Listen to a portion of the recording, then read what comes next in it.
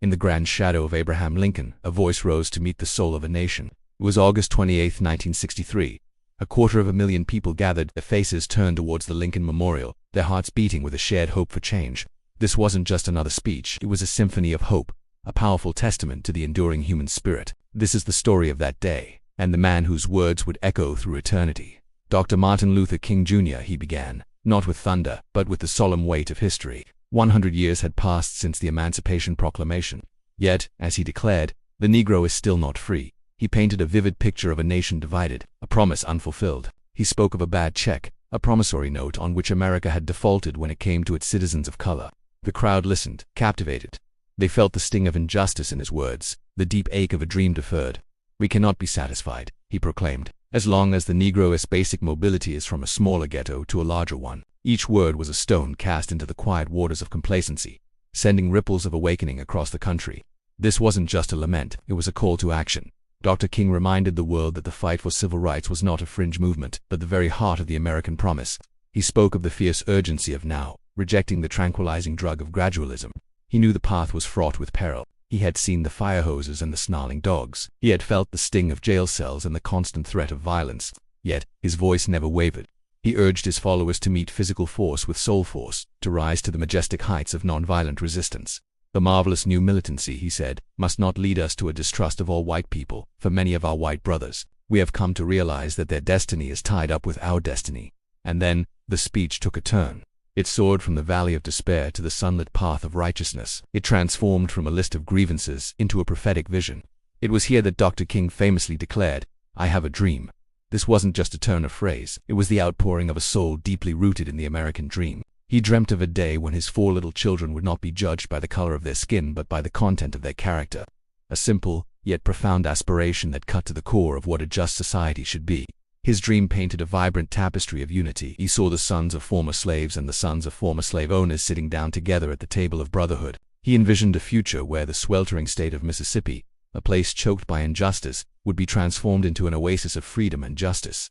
His voice rose, becoming a powerful crescendo, as he shared this vision.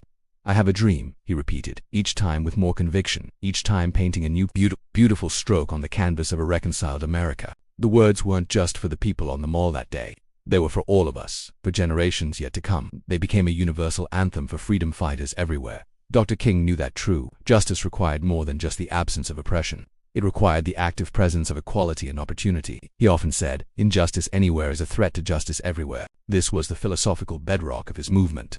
He wasn't just fighting for African Americans. He was fighting for the soul of America itself.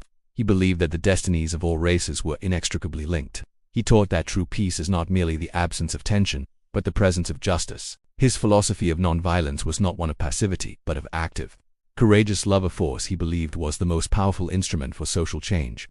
Darkness cannot drive out darkness, he famously preached. Only light can do that.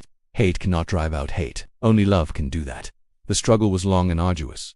Dr. King and his followers faced immense opposition. They marched, they sat in, they boycotted, and they prayed. They endured beatings, imprisonment, and constant threats. Through it all, Dr. King's faith remained his shield and his sword. His leadership inspired millions to stand up against segregation and discrimination, leading to landmark victories like the Civil Rights Act of 1964 and the Voting Rights Act of 1965. These were UNCHS laws. They were monumental shifts in the landscape of American society, cornerstones upon which a more equal nation could be built. But his work was far from over. He began to focus on economic justice, launching the Poor People's Campaign to address the deep-seated issues of poverty that affected people of all races. Tragically, Dr. King's life was cut short in 1968, but his legacy is immortal. It lives on not just in the laws that were passed, but in the hearts and minds of people who continue to strive for a better world. His "I Have a Dream" speech is more than just a historical artifact.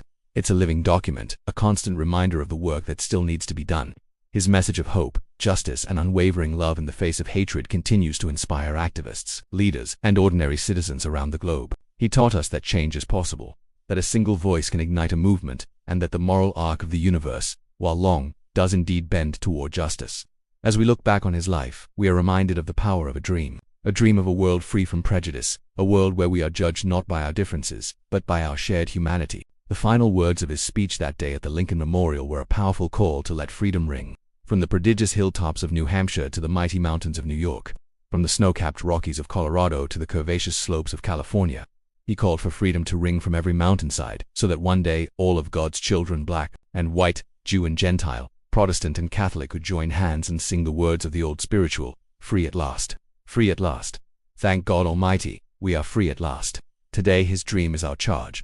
It is our responsibility to carry the torch he lit, to continue the march, to build the beloved community he envisioned. The journey is not over, but his voice still guides us, his courage still strengthens us, and his dream still illuminates our path forward. Let us remember his words, honor his sacrifice, and commit ourselves to making his dream our reality. Thank you for joining us in this tribute to a true American hero. If you were moved by this story, please like, share, and subscribe for more content that celebrates the figures who shaped our world.